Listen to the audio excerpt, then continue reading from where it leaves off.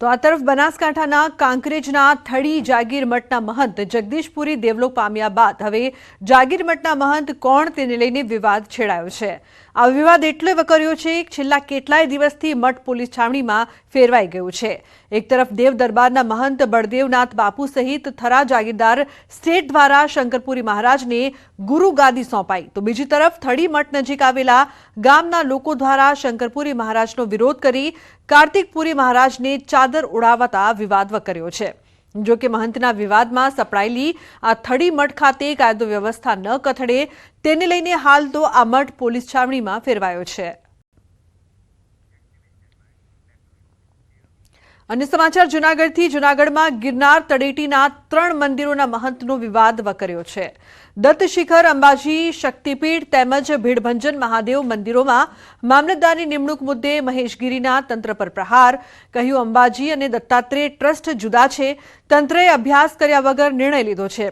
अत्यारे आ विवाद तणखला जेवो छे, पछी आग न बनी जाए। अंबाजी और भवनाथना विवादमां आ त्रीजो विवाद तंत्रए उभो कर्यो छे।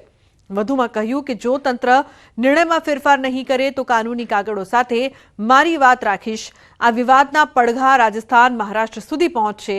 તનસુખગીરી બાપુ બ્રહ્મલીન થયા બાદ વારસદાર માટે વિવાદ વકર્યો છે।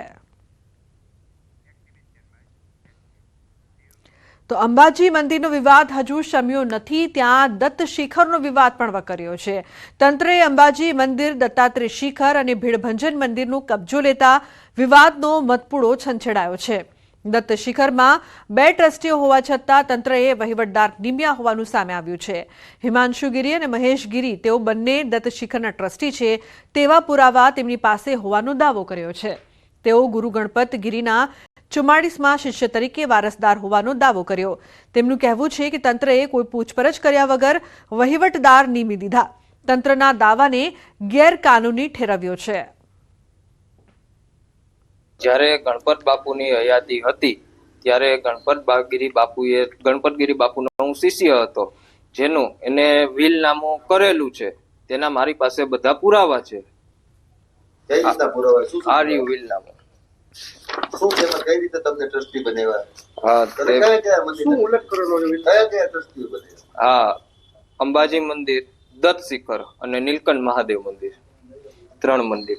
અને આ જે વહીવટ તંત્રએ કાર્ય કર્યું છે તે ગેરકાયદેસર રીતે છે। અંબાજી મંદિરમાં 2 ટ્રસ્ટી હતા, તેમાંની એક ટ્રસ્ટીની અત્યારે હયાતી નથી, તો નાના પીર બાવા તરીકે હું હયાતી છે મારી, તો તેનો વહીવટ કરવાનો પૂરેપૂરો હક મને છે, જેની મને કોઈ પ્રકારની જાણ કરવામાં આવેલી નથી કે નથી સરકાર વહીવટ તંત્ર દ્વારા મને કોઈ પ્રકારની નોટિસ મળેલી નથી। તો દાહોદમાં ગેરકાયદેસર દબાણો પર થશે કાર્યવાહી। લીંબડીનગરમાં દબાણ દૂર કરવા અપાઈ નોટિસ।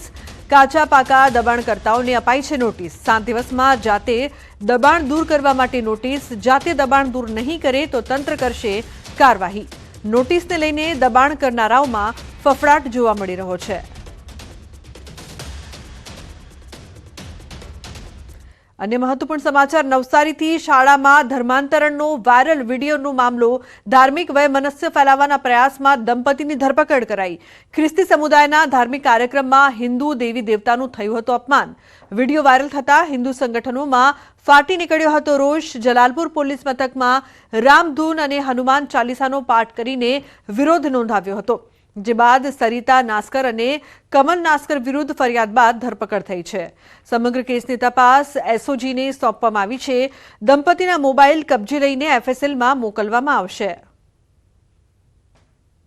बारडोली गामना बाबला गामनी अंदर एक सभा जेवुं हतुं के जेनी अंदर थोड़ी धर्म विरुद्धनी टिप्पणी करवामां आवेली हती, जेनो सोशल मीडिया पर वायरल मैसेज नवसारी अंदर थयेलो, जेने लईने जलालपुर पोलीस स्टेशननी अंदर गुनो दाखल करवामां आवेलो छे। लागणी दुभाई तेनो ने तेनी अंदर सरिता नास्कर अने कमल नास्कर 2 व्यक्तिओनी धरपकड़ करेल छे।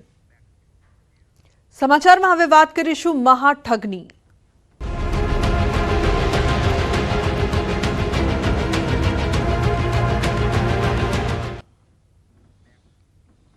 તો સાબરકાંઠામાં બીઝેડ ગ્રુપ કૌભાંડ કેસમાં તપાસ સીઆઈડી ક્રાઇમની ટીમ પ્રાંતિજ પહોંચી. પ્રાંતિજ પોલીસ સ્ટેશનને ફરિયાદીની રજૂઆત સંભળાવશે. પ્રાંતિજ પોલીસ મથકે સુરેશભાઈનું નિવેદન લેવાનું શરૂ થયું છે. સુરેશભાઈએ બીઝેડ ગ્રુપમાં કર્યું હતું રોકાણ. તો મહત્વપૂર્ણ સમાચાર, બીઝેડ ગ્રુપ કૌભાંડ કેસમાં તપાસ છે તે થઈ રહી છે. સીઆઈડી ક્રાઇમની ટીમ હાલ પ્રાંતિજ પહોંચી છે, જ્યાં તપાસનો ધમધમાટ છે તે શરૂ કરવામાં આવ્યો છે. પ્રાંતિજ પોલીસ સ્ટેશનને ફરિયાદી કરશે રજૂઆત. તો આ મુદ્દે સંવાદદાતા ઈશાન લાઈવ જોડાયા છે, તેમની પાસેથી વધુ માહિતી લઈ. ઈશાન, જે પ્રકારથી હાલ પૂછપરછ થઈ રહી છે, તપાસ છે તે આગળ વધી રહી છે, હાલની શું અપડેટ છે આપની પાસે ઈશાન? લોકોના ચોક્કસ કે બીજેડ સ્કીમના કારણે છેલ્લા કેટલાય દિવસથી સીઆઈડી ક્રાઇમના દરોડા ચાલુ રહ્યા હતા અને ત્યારબાદ ઠેર ઠેર જે એમની દુકાનો છે, દુકાનો ઉપર તમામ જગ્યાએ અત્યારે હાલ તો શટરબંધ જોવા મળી છે. અત્યારે હાલ જે વાત કરીએ કે એક રોકાણકાર સામે આવ્યા હતા, પરંતુ એમનો આક્ષેપ છે કે પોલીસ ફરિયાદ નથી હતી. ત્યારબાદ અત્યારે ગાંધીનગરની જે ટીમો છે, ટીમો અત્યારે હાલ પ્રાંતિજ પોલીસ સ્ટેશન ખાતે પહોંચી ગઈ છે. દ્રશ્યોમાં જોઈ શકો છો તે પ્રમાણે અહીંયા જે ગાંધીનગર ટીમોના જે અત્યારે ગાડીઓ છે, ગાડીઓ પણ અહીંયા પડી છે અને અત્યારે હાલ અંદર નિવેદન છે. ખાસ કરીને પ્રાંતિજ પોલીસ સ્ટેશન છે કે પ્રાંતિજ પોલીસ સ્ટેશન ખાતે અંદર અત્યારે હાલ તો જે રોકાણકારો છે તેનું નિવેદન લેવામાં આવ્યું છે. એક વ્યક્તિ તો જે છે કે તેમનું નિવેદન લેવાયું છે. આ ઉપરાંત અન્ય પણ એક વ્યક્તિ છે કે જેનું પણ થોડી વારમાં નિવેદન લેવામાં આવશે. એટલે કહી શકાય કે જે રોકાણકારો છે, રોકાણકારો ધીરે ધીરે હવે બહાર આવી રહ્યા છે અને જે રજૂઆતો કરતા એમને જે રોકાણ કર્યું હતું, રોકાણ કેટલાનું રોકાણ કર્યું હતું, કઈ પ્રકારે તેમને જાહેરાતો આપવામાં આવતી હતી. જે આ રોકાણકાર હતા તેમનો એવો આક્ષેપ છે કે જે 1% થી લઈને 5% સુધી તેમને વળતર આપવાનું કહ્યું હતું. આ ઉપરાંત અન્ય એક વ્યક્તિને જોડો તો તેમને એક્સ્ટ્રા 1% એટલે કે 4% સુધી, અને તમે 10 લાખથી વધુનું રોકાણ કરો તો તમને વિદેશ જવાની ટ્રીપ પણ આમાં આપવામાં આવતી હતી. આ રીતની લોભાવની જાહેરાત પણ બીજેડ સ્કીમ દ્વારા જે કરવામાં આવતી હતી, જેના કારણે લોકો મોટી સંખ્યામાં અહીંયા રોકાણ કરતા હતા. નોંધનીય છે કે અત્યારે હાલ તો જે પ્રાંતિજ પોલીસ સ્ટેશન ખાતે જે ગુજરાતમાં પ્રથમવાર કે જે પહેલી વાર રોકાણકાર જે અત્યારે હાલ જોવા મળી રહ્યા છે, તો ધીરે ધીરે અન્ય રોકાણકારો પણ સામે આવશે. પરંતુ અત્યારે હાલ વાત એ છે કે જે પ્રાંતિજ પોલીસ છે તે રોકાણકારનો આક્ષેપ છે કે ફરિયાદ લેતી નથી. ત્યારબાદ ગાંધીનગર સુધી અમે રજૂઆત કરીને ત્યારે ગાંધીનગરની ટીમો અહીંયા પહોંચી હોય તેવું પણ એવું જણાવી રહ્યા છે. જી લુબના.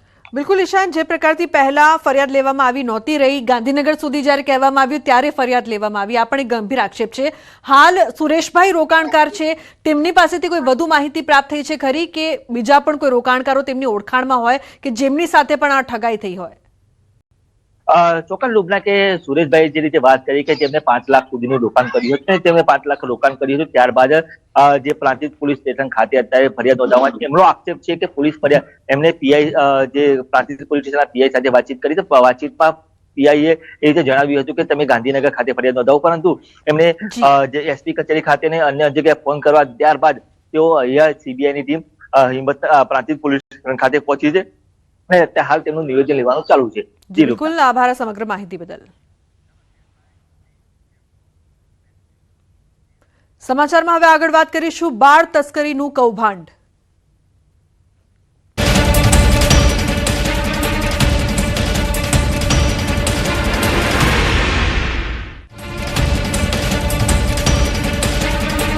તો પાટણથી મહત્વપૂર્ણ સમાચાર, બાળ તસ્કરી મામલે દાટી દેવાયેલા બાળકની તપાસ તેજ કરવામાં આવી છે.